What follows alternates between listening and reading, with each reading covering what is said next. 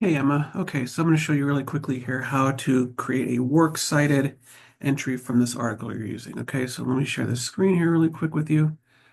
Okay, so this is the article you're using here, right? All right, so it's pretty easy actually. So this is your article. So you'll see, so you got it from EBSCO. So you should see these two little quotation marks here, right? These two little quotation marks. So when you click these quotation marks up here, you'll see this little cite window pop up. This happens on everything that you get here from our Kali databases. So you want to come down here to style. Of course, we're using MLA, right? So you click on this little drop-down menu, come down to MLA, and you'll see your works cited entry pop up there. Isn't that nice? So then you'll copy to clipboard, like so. And then you'll want to open your Word document that you're writing your essay on. So I'm going to stop the share here real quick. So you're going to open your Word document. So now I'm going to share my Word document with me because I've got one started here.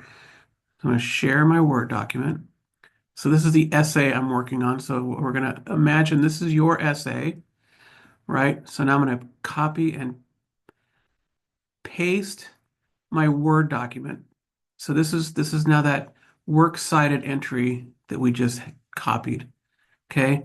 So now, of course, we got to format it correctly. Remember, Word documents have to have those hanging indents, which means the second and third line of your works cited entries has to be indented. So the easiest way to do it, and it kind of depends on your version of Word. Mine, I can just highlight it all and do a Control T like that. So it makes it look nice and pretty like so. Sometimes though, you might have to come over here and manually tab each line, depending on how you do it. But one way or another, you need to make your works cited entry look like that, okay? So that's how you get your works cited entry. So now how do you get your citation? Well, so say you find a quote somewhere. So I'm going to stop sharing again, go back to your article.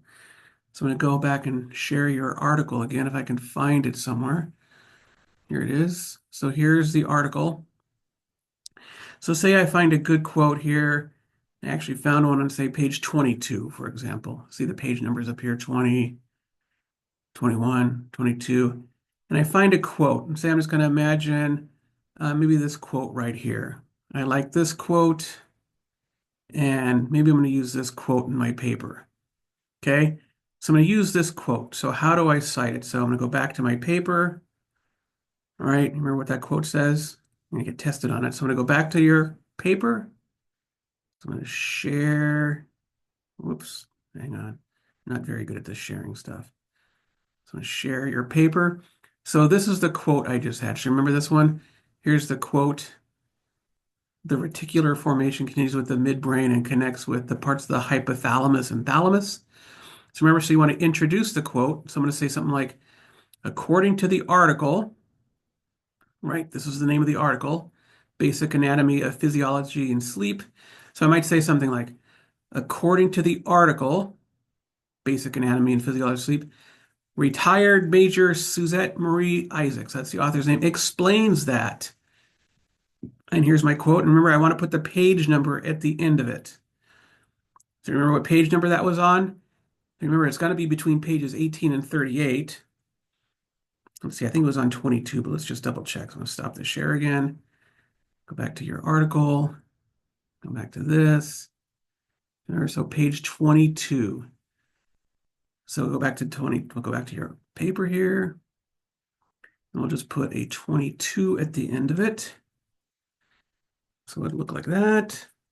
And remember, you want to always explain it. Remember, ice your quote. So you introduce it with this, according to the article, blah, blah, blah, blah, blah. The quote, the reticular formation continues with the midbrain and connects with the parts of the hypothalamus. Cite it and then explain it. So what does this quote mean? So then you can say anything.